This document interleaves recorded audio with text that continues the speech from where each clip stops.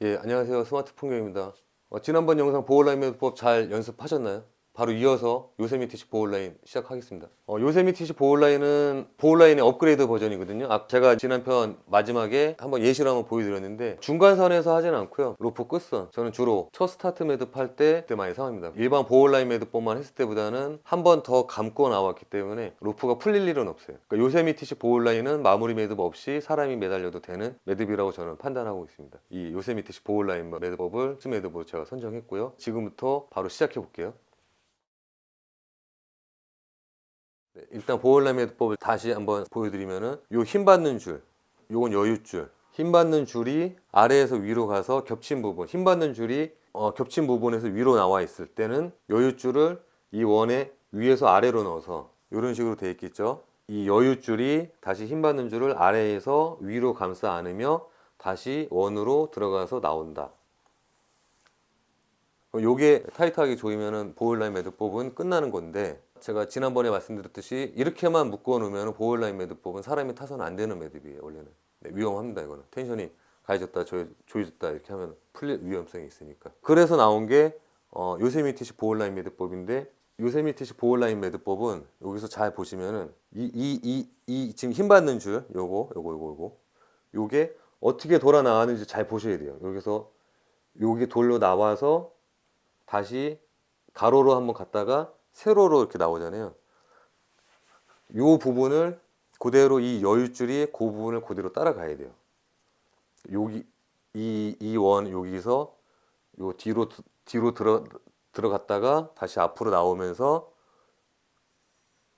네, 요 부분으로 다시 나와야 됩니다. 이 원 쪽으로. 그럼 제가 살짝 보여드리면은 이 원줄이 여윳줄이 있으면은 여윳줄을 다시 이렇게 감싸서 이 고리 안쪽으로 나와서 다시 힘 받는 쪽으로 나와야 된다. 그럼 두 줄이 이렇게 돼 있죠. 그럼 여기서 타이트하게 그냥 묶어야 되는데 이렇게만 묶으면은 요 목 있는데 요 부분이 조금 불안정하게 될 수가 있거든요. 그래서 저 같은 경우는 요 부분을 다시 잡고서 고리 있는 쪽을 다시 잡아서 좀 더 당겨줘요. 빈 공간이 없이. 그리고서 온 힘을 다해서 당겨줍니다. 이렇게 하면은 요세미티식 보호 라인이 완성됩니다. 그러면은 이렇게 해놓고 좀 내가 좀 불안하다 싶으면은 다시 한번 옥매듭 해주시면은 옥매듭까지 하면은 완벽합니다. 이거 절대 안 풀려요. 이거 진짜. 이거 죽어도 못 풀어요. 이거. 자르지 않는 이상. 아까 전에는 우리가 이쪽 여기 힘 받는 줄이 아까 전에는 아래에서 위로 올라왔는데 이번에는 뒤쪽으로 이 힘 받는 줄 요게 뒤쪽으로 가 있을 때 보일라인 매듭법을 어떻게 묶느냐.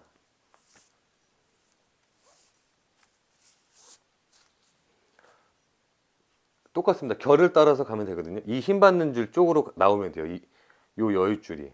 그러면 똑같이 이쪽에서 가로 쪽으로 타고 들어가서 다시 힘 받는 쪽으로 나오면 됩니다.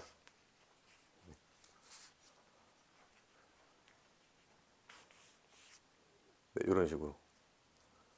아까 전에는 이렇게 보였었는데 지금 이렇게 돼 있죠. 상관없어요. 전혀. 매듭만 정확한 순서로 돼 있으면은 이렇게 보이든 중요한 건 아닙니다. 어차피 매달리면 똑같아요. 이쪽으로 보이든 이쪽으로 보이든 상관없습니다. 이런 식으로 꼭 묶어서 로프의 결을 잘 살려서 묶어주셔도 되는데,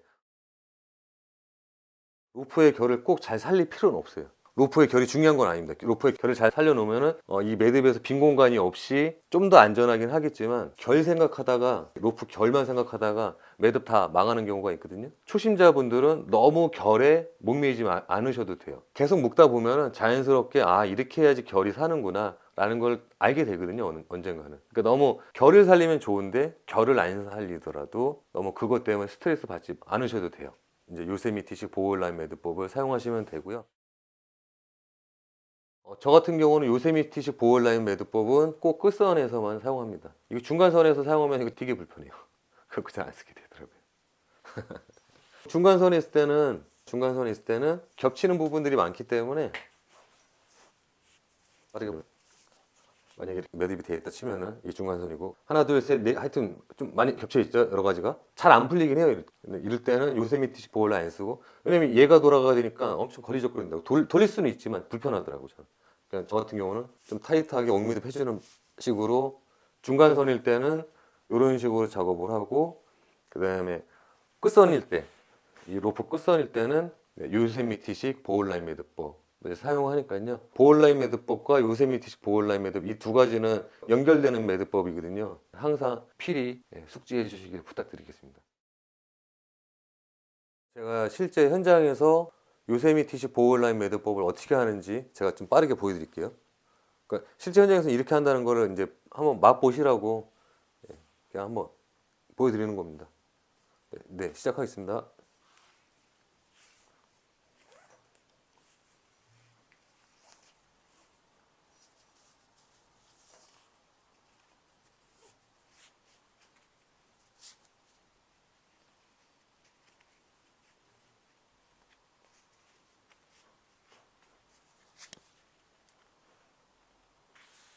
네, 이런 식으로 요세미티식 보홀라인 매듭법을 저는 끝선에 있을 때는 즐겨서 사용합니다.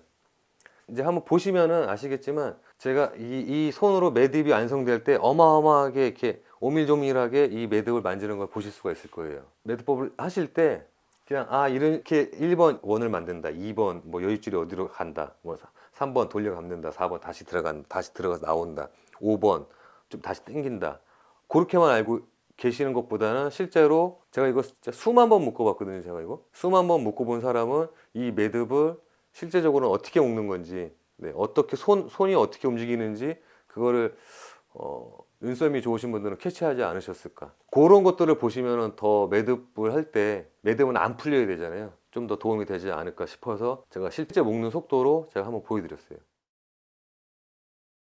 요세미티식 보홀라인 매듭법은 여기서 마치고요. 영상이 마음에 드셨으면 구독과 좋아요 부탁드리고 그리고 또 궁금한 사항이 있으시면 댓글 남겨주시고 그럼 댓글 남겨주시면은 제가 알고 있는 범위 내에서는 최대한 성심성의껏 답변해 드리도록 하겠습니다. 네, 감사합니다.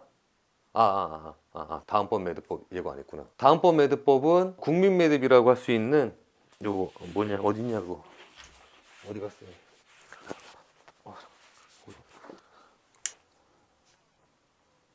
요 팔자 매듭에 대해서 말씀드릴게요.